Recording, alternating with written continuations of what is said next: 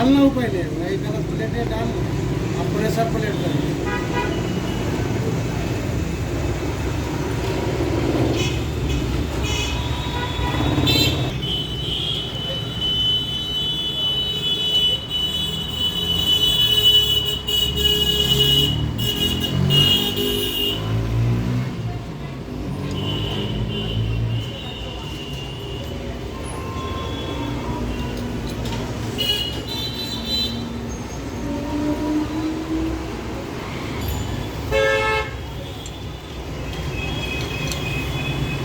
बराबर कर